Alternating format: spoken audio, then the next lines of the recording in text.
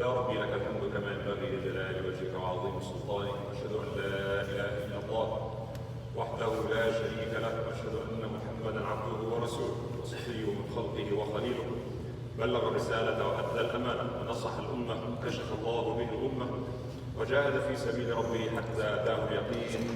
اللهم اجزه عنا خير ما جزيت به نبيا عن قومه ورسولا عن أمته. اللهم اهدنا على سنته وتوفنا على ملته وأوردنا حوضه واسقنا بيده الشريفة شربة هنيئة لا نظمأ بعدها أبدا. اللهم اجمع بيننا وبينه كما آمنا به ولم نره، ولا تفرق بيننا وبينه حتى تدخلنا مدخله. ثم أما بعد, dear respected brothers and sisters, I'm sure all of you know what's going on, and some of us are unable to sleep even after watching these images of babies and children being killed and massacred. And as we speak now, they are deprived from food, water, electricity. The whole world is watching this massacre with very little thing to do. I want to share with you this ayah in Surah Al-Imran, which was revealed after the Battle of Uhud, when the Prophet ﷺ himself was badly injured and 70 of the Sahaba were killed, and that was a very tough day for Muslims in Medina. On their way back to Medina, these ayat were revealed. وَلَا تَهِنُوا وَلَا تَحْزَنُوا وَأَنْتُمُ الْأَعْلَوْنَ إِن كُنتُم مُؤْمِنِينَ. Do not weaken and do not grieve. You are the superior if you are true believers. In this time of sadness and deep grief, inability to watch what's going on, and feeling powerless that we cannot do enough, one can easily be depressed. But we have to go back to the Quran to find guidance there. The Quran tells us, لا تهنوا ولا تحزنوا وأنتم الأعلون إن كنتم مؤمنين. لا تهنوا ولا تحزنوا. Be strong. You will be victorious, you will be superior if you are truly believers. Allah subhanahu wa ta'ala could have stopped this. وَلَوْ شَاءَ رَبُّكَ مَا فَعَلُوا. The Quran repeatedly says, وَلَوْ شَاءَ رَبُّكَ مَا فَعَلُوا. But if your Lord had willed, they wouldn't have done it. Allah allows this to happen for a reason. It is a test for the powerful, it is a test of the weak, it is a test for the people of Palestine, it is a test of the people of Gaza, and it is a test for us. Don't ever think that it's their problem. We'll pray for them. It's a test for us as well. What did you do? You have watched, you have seen what's going on. What did you do? Allah will not ask you about the result, what you have achieved, because this is in Allah's hand. But what did you do? You see something wrong and you decide to just be politically correct and stay silent and say nothing and do nothing, because you're afraid that someone will fire you or hurt you one way or the other. Or you took the right side of history, the right side of morality. It's very unfortunate that some are still debating if it's a political event or a religious event or what's going on. You don't know what's going on. You don't have to be religious to sympathize with the victims of this genocide, the victims of clearly war crimes. It's a test for the people of Gaza. Allah tests their patience. Allah accepts their shuhada, inshaAllah. Do not think of the shuhada as dead. They are not dead. They are alive with Allah. Much better than this world. They are alive with Allah. They receive their provision. They passed the test. And we are still going through this test. What do you do?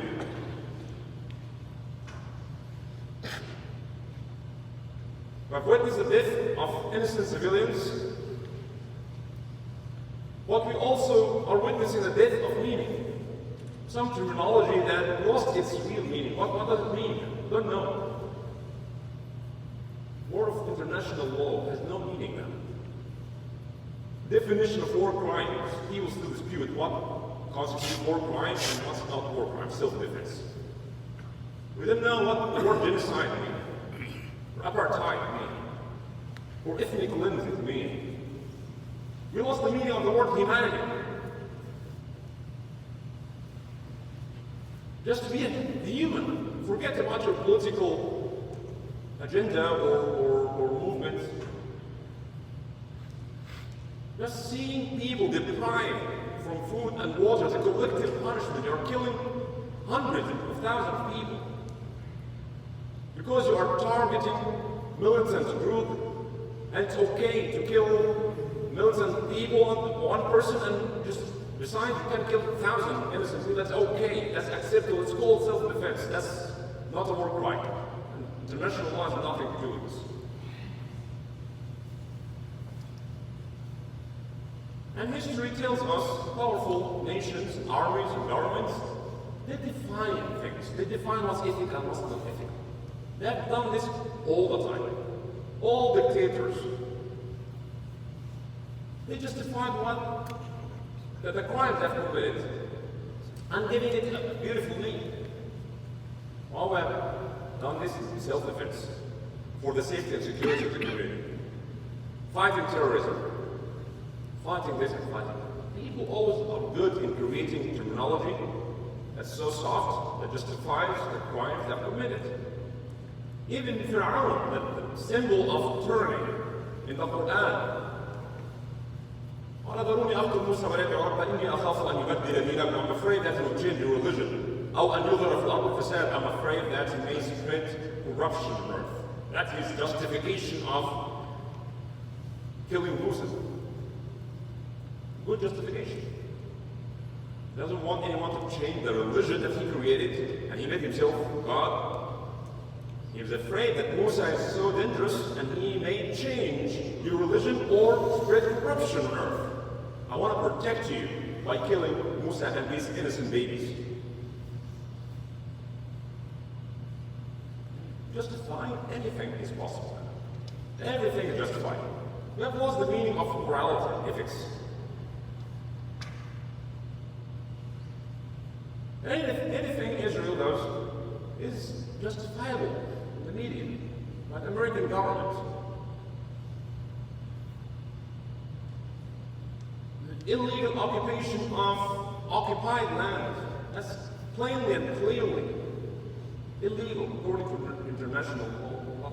It has been going on since 1967, every day. It was a very clear ideology of settlers to come and to push as many Palestinians out and replace them with as many foreigners in. Forget about trying to return, it will never happen. Forget about two-state things, no, it's our state, and we will change demography, and this is how it happened.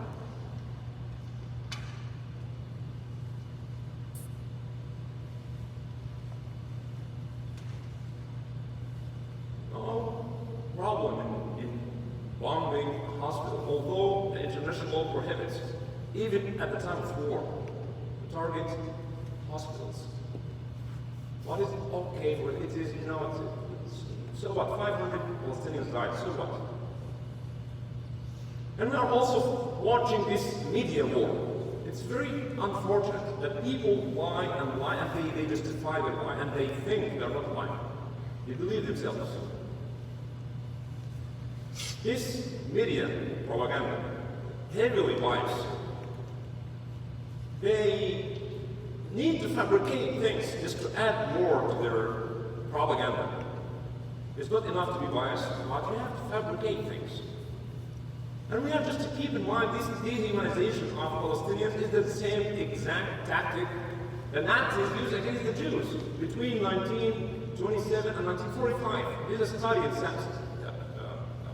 Stanford University about analyzing the media of the Nazi regime.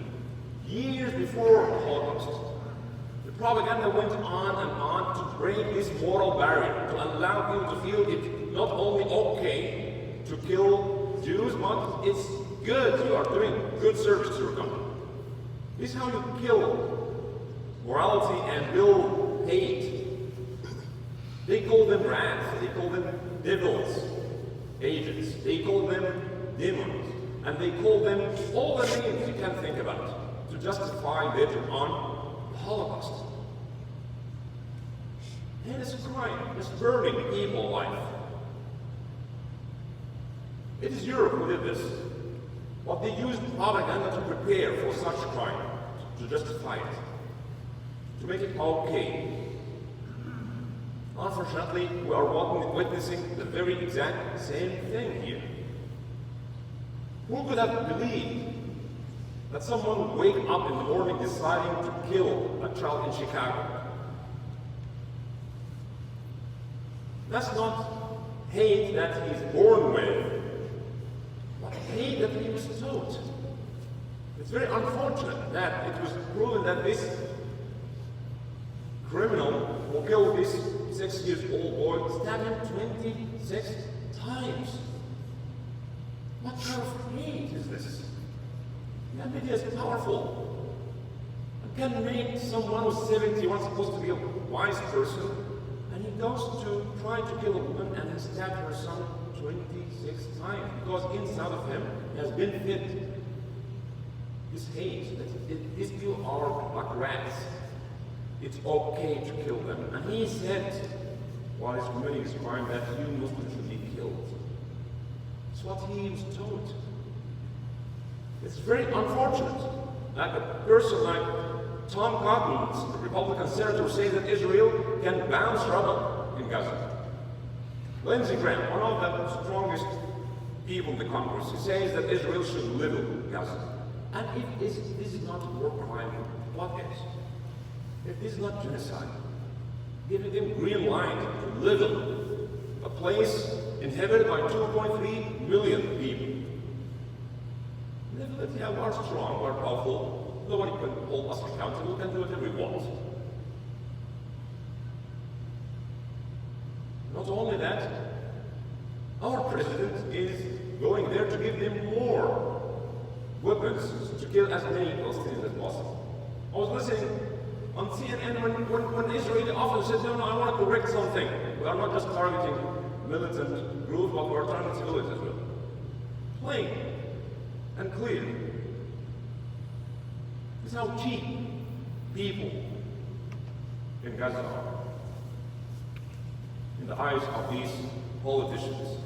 Ron DeSantis says everyone in Gaza is anti-Semite and should not be allowed into the United States as refugees. It's one of the policymakers in the U.S. Congress. This is how they see things. This rhetoric of hate creates violence and killing. And 6 years old boy in Chicago, Illinois in 2023, paid the price. These people, the very same family, fled the West Bank. They came to Dreamland, lived the American dream. And this rhetoric, not showing the mercy. This innocent boy. We stand in solidarity with our Muslim brothers and sisters in Palestine. We stand in solidarity with any victims of unjustified war. We stand for principles and values regardless of who is the criminal and the oppressor and who is the victim. That's our stand. But we cannot ignore the fact that with our tax dollars, innocent people are being killed, deprived from water and food, and basic medical supplies. I want to send a few messages today. Message to our people in Gaza: we are sorry. Let me put you down. We are sorry we cannot do much. We are sorry we are still debating, is it political or religious matter? Should we get involved or should not get involved? Let's vote for this. Vote for supporting Gaza. I'm so sorry. I'm so sorry. That still Muslim leaders still thinking and voting whether we should give them aid or not. With all the blessings we have, we are voting. We need a vote. We get approval to support them. with basic medical supplies.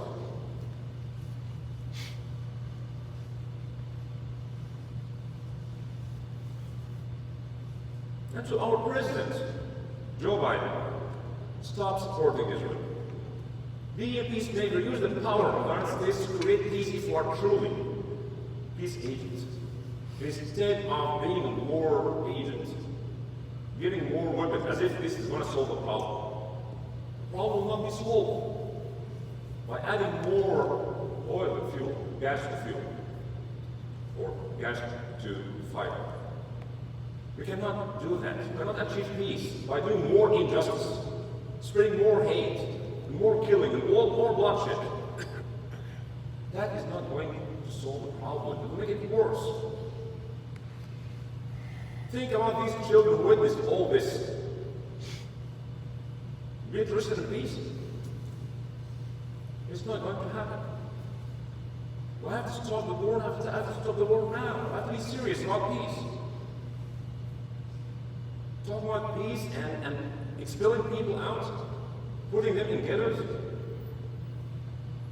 denying their basic right of self-determination, governing themselves and cultivating their lands, walking freely, treating them as third-class citizens, and you don't like people to call this apartheid.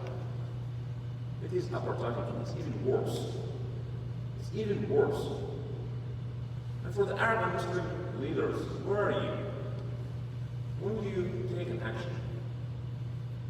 Allah will ask you. You have the power, you have the authority. You have done nothing. Not only that, but you are participating, you are actually supporting aggression. You are part of this. Don't think Allah is unaware of what's going on. Allah knows, and this crisis happened so that people can make choices and they'll be responsible for whatever choices they make. Whatever we do, Allah will ask us, what did you do? I've done nothing, I was scared. Scared of what? Don't you know that nobody can control your life and your risks except me? You should be afraid of me more than being afraid of people. There are so many people conscious around the world, including Israelis and Jews, here in America and everywhere in the world, they stand against these war crimes. And they call it war crime and call it genocide. This is what it is. Much more brave than so many Muslims and Arabs. Why? Because they know the right. Something called freedom of speech. Know your right and speak up. Media is lying, you say the truth. Know the truth and share the truth. What should we do? We ask, as if this is happening for the first time. For Palestinians, this is the norm for 75 years. How many massacres Israel has committed without being accounted? Who killed about 2,000 people in Sabra and Shatila? In Deir Yassin, Kafr Qasim, Aylul al-Aswad. What people are scared. Nobody wants to talk. الملايين على الجوع تنام وعلى الخوف تنام. والملايين التي تسرق من جيب النيام تتهاوى فوقهم سيل بنادق ومشانق وقرارات اتهام. عرضنا يهتك فوق الطرقات وحماة العرض أولاد حرام نهضوا بعد السبات يفرشون البسط الحمراء من فيض دمانا تحت أقدام السلام.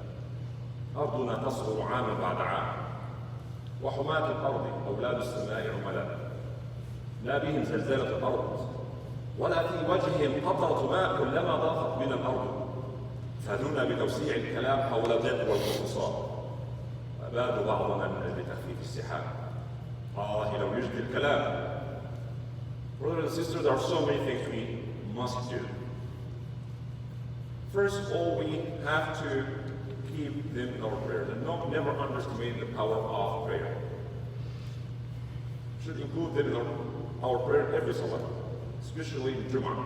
And tonight, inshallah, we'll have a special event after Maghrib, between Maghrib and Isha, for two reasons. One, we need to educate ourselves more about what's going on. Two, we need to pray collectively for our brothers and sisters. May Allah subhanahu wa ta'ala protect them and answer our prayers. Perhaps it is one righteous person among us that Allah will answer his or her prayer. One more thing we have to do, that might sound irrelevant to some of you. What we have to do and we have to do now, not tomorrow, is to forget about differences and disagreements and to be united. When we are together, we can do so much. We must forget about our disagreements and our division. Our community is sharply divided. It's very unfortunate. We need this for our own self-interest here, for our own interest here, and for our brothers and sisters in Palestine. We can do so much when we are together. It's time to be united, to get together, hold hands, to forgive and forget, and move forward. This is what we need to do, and we need to do now. It's very much relevant to what's happening in Palestine. Another thing we need to do is, as I said, we need to be educated. Many of us don't know anything about the history of Palestine, the history of occupation, the history of Zionism. We need to know, we need to read what Israeli historians wrote. Read Palestinian book written by Lela, famous, renowned Israeli historian who got his PhD from Oxford, and he looked at the British archive, just analyzed it from academic perspective. And he wrote a famous book called The Ethnic Cleansing of Palestine. It's available on Amazon. It's buy it, read, educate yourself, watch his interviews on YouTube. He has another book, 10 Myths of Israel. He was born and raised in Israel. He was part of the Israeli army. And he found out that all what he was told was a lie. It's one of many. Educate yourself. Know what's going on. Be the alternative media. Be active in social media. Protest. Make your voice heard. Contact your representatives. Contact the White House, Secretary of State. Go to them. Let them know that we are alive. We are screaming to stop this bloodshed.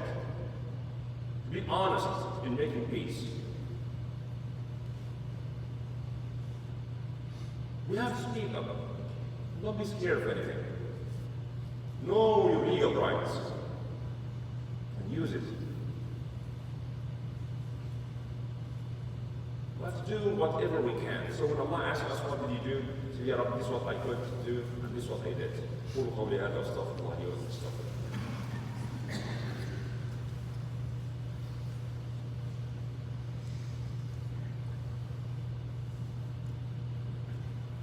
الحمد لله رب العالمين، والصلاة والسلام على أشرف الخلق والمرسلين سيدنا محمد وعلى آله وأصحابه أجمعين. إن الله وملائكته يصلون على النبي يا أيها الذين آمنوا صلوا عليه وسلموا تسليما. اللهم صل على محمد وعلى آل محمد كما صليت على إبراهيم وعلى آل إبراهيم، وبارك على محمد وعلى آل محمد كما باركت على إبراهيم وعلى آل إبراهيم في العالمين إنك حميد مجيد. عباد الله اتقوا الله واطيعوه.